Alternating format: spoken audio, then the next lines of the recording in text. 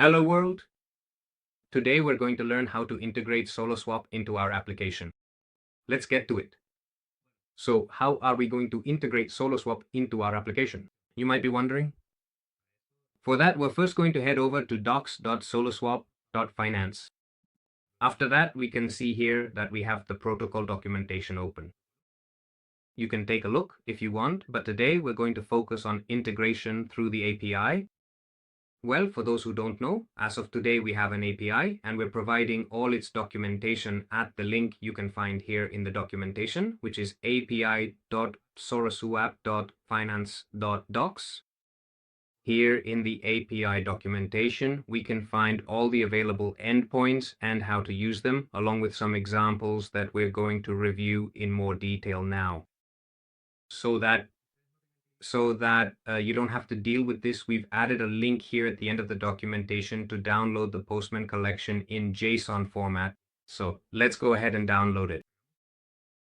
Well, once we've downloaded our Postman collection, we're going to open Postman, of course, log in and click here where it says Import APIs and Collection. We're going to import the file we just downloaded. We simply grab it and drag it over. And just like that, it's that easy, really. We now have access to our Postman collection. So now, in order to use this, we're going to need to be authenticated. And to be authenticated, we need to go to api.soroswap.finance.register. We register with a username, enter a valid email, and our password. We register. Once we're registered, let's read this message here. Don't pay attention to this because now accounts are activated automatically. So once your account has been created, we come here to Postman, which is a widely used API development tool, and we're going to authenticate. We go to the login endpoint, and in the request body, we're going to enter our email address and password. Postman allows us to create and manage different environments. So we can define these variables and not have to type them over and over again each time. We can do that right here. So first, let's enter the API URL, which is api.soroswap.finance. We add the HTTPS prefix, which stands for Hypertext Transfer Protocol Secure, to ensure a secure connection. Then we include the user email address, which in this case is developer1.io, as the unique identifier for the user. And our super secure password was password. Obviously, this is a sample account, so let's log in. Perfect. Once we've logged in, we have our access token here. We can copy this access token, and with it, we're going to generate an API key. We now move over to the Generate API Key endpoint, and once again, we paste our JSON Web Token right here. Then we copy the URL from the login endpoint just as before. There we go, and now we have our generated API key available here. Perfect. Now that we have our API key, let's proceed to set up an environment. We go to the Environments tab here, and we're going to create a new environment so we don't have to repeat the configurations over and over again. So let's go. We're going to add a variable which will be host. We're going to put here the URL we used earlier. We paste it. We're also going to add our API key. We paste it. We paste it and specifically define API. Once we save our environment, now we can start testing the API directly. Let's go back to collections and let's test the quote endpoints. So let's simulate a transaction. Let's request a quote there. Here we have different tabs where we need to configure the request we're about to make. As we can see here, the API key is not defined, and that's because we haven't loaded our environment variables yet.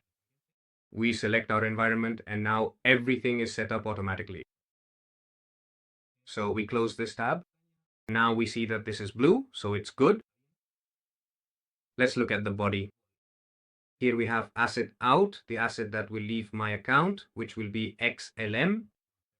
Asset in, the asset that will enter my account, which will be USDC. We're going to do all this for the amount of 1 XLM. We're going to exchange 1 XLM for whatever amount of USDC we get. So it's going to be through exact in because I want to provide 1 XLM, and we're going to say that it checks the protocols of Soroswap, Aqua, and Phoenix. Let's set a slippage of 50 basis points, which, since it's in a scale of 10,000, would be about 0.5%. Let's perhaps simulate it then. We can see that here we got a response, and this response is exactly the offer that Soroswap is making us. And it says that everything will be routed directly through Soroswap in a swap between XLM and USDC. We see here that it has a path of 2 assets. Once we have our quote, we can copy it, and then we can simply build it together. What does it mean to build the quote? Building the quote means that we, as the API, provide you with a way to deliver an XDR ready to be signed. So you only have to handle the signatures, manage the credentials, and that way everything becomes much faster and easier to develop. So let's go here. Let's use testnet. So our parameter is quote. Let's delete this here and paste the quote we just received. So we delete this object and paste the new one. We adjust the indentation.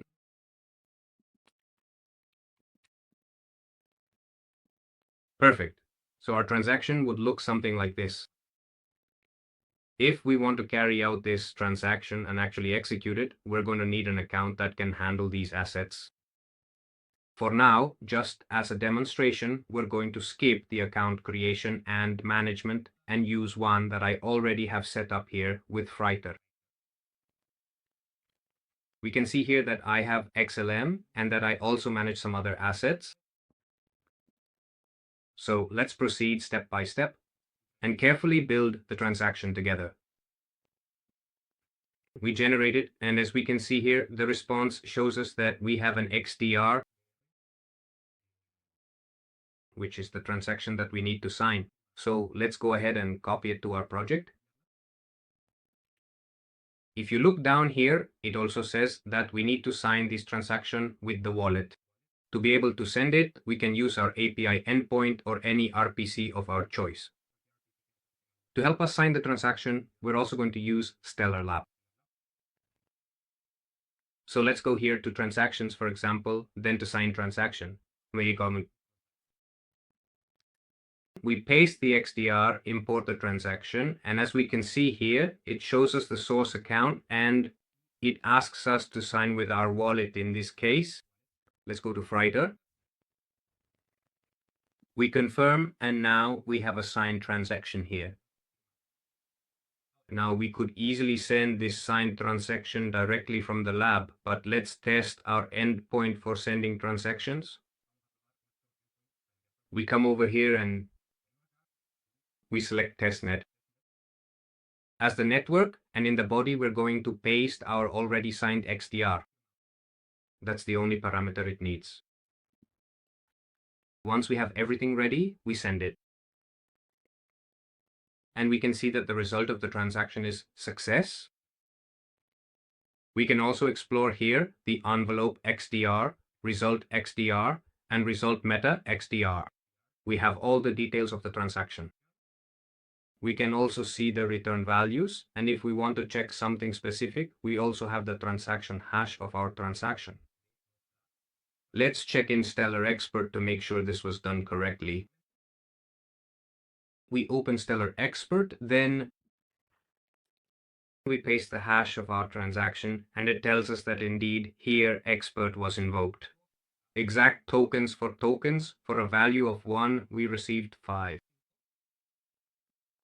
Here we can see the addresses of the contracts involved, the address of the person who made the transaction, and we can explore everything there in more detail as needed. Okay, once we understand the whole process to authenticate ourselves, obtain our API key, and how to perform a swap through the Soroswap API, let's see how we can bring all of this into code.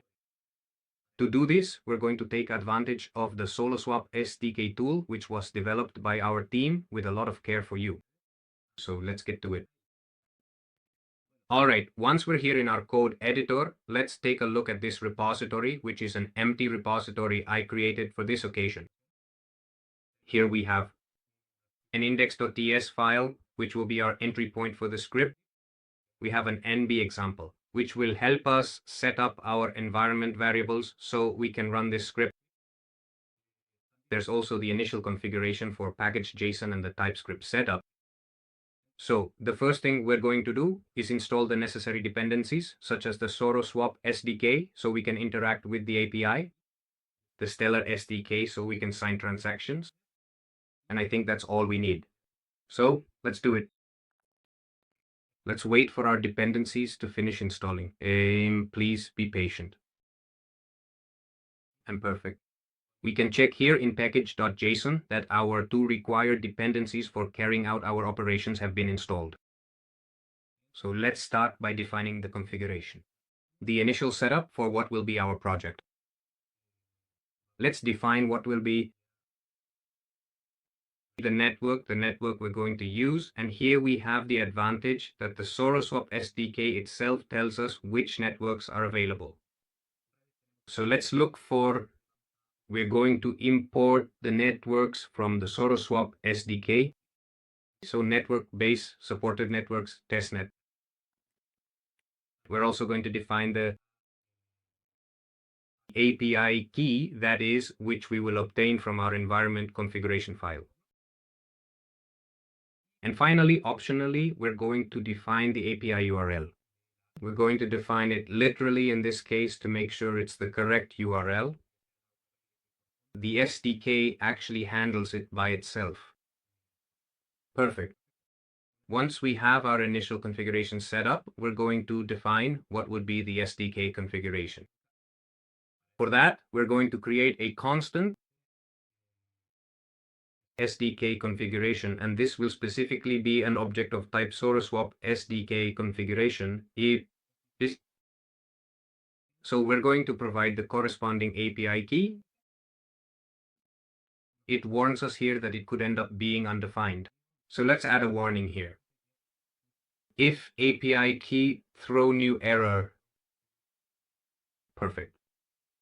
Now let's define the network. And finally, the URL. And optionally, we can also set a timeout for the requests, which in our case will be 30 seconds. Once we've defined our variables, let's go back here to our index.ts script and define a constant with a couple of addresses that we'll use later on. This will simply help us have them more readily available. So here we have example addresses with our user and the assets we're going to use. In addition to that, we're also going to define a function that will limit or make a small pause between our operations so we don't overload the API. This is because we have an account with a limit of 1 request per second. If you need to increase that a bit more, you can talk to us and we can offer you a solution. Finally, we're going to add a main function called role example, and this will be a promise because it's a function. What will this function contain? The first thing this function will do or should do is define our SDK. So we're going to initialize the SDK as const SDK is equal to the new value as specified my Soroswap SDK, and we're going to provide it with the configuration we created earlier, which is sdk.conf. We import only its SDK from the same SDK, and we would have our instance created. Now what we need to do is define our quote, the quote we're going to make. So let's go here with this quote that I already had pre-written, which is basically the same as what we did in the API. We're going to import the types it requires from us. they are all directly exported from the SDK. We can check that up here, and we're going to give it the same 0.5. We already have our quote fully set up and prepared right here. So now we are going to proceed to generate an attempt to taking the next step in the process. Quote. To do it is so simple. To define our quote constant, we will set it to sdk.quote, and then we are going to pass the quote request configuration to it. This means we are initializing the quote constant by providing the quote request configuration as an argument. Come on, since this has to make a call to the API, it's an asynchronous operation. So let's wait for it. And just like that, we would have our quote. So let's go. Add a pause here after a rate limit delay. And if any error occurs, we will ask them to show us the error on the console. Once we have our transaction signed, we are going to convert it back into XDR. And we are going to send this XDR using our SDK. This is going to be an asynchronous operation, so we'll have to wait for it. And we're going to send you our signed transaction. Finally, we are going to display the result in the console. Let's add our rate limiter here. And we run the transaction again. So here we already have our response. Let's proceed to examine it. It's a somewhat long response, but it's understandable. Here we have that it was success, the result of our transaction. We have the transaction hash here, which we are going to use now to check in Stellar Expert to see if the results of this operation were correct. So let's open a new tab here. Let's open Stellar Expert and paste our transaction hash. We can see here that the operation was completed successfully. This was exactly the account we were using. And let's look at the transaction details here. We made an exact token swap. So we sent 1 and received 0.19. And here we can review all the data we need. And as you can see, with an example of about 20 lines, we've completed a swap. And now what remains is for you to start testing the protocol. I invite you to try the add liquidity and remove liquidity methods and other types of operations. You can check all the documentation at docs.soroswap.finance.api. Thank you very much.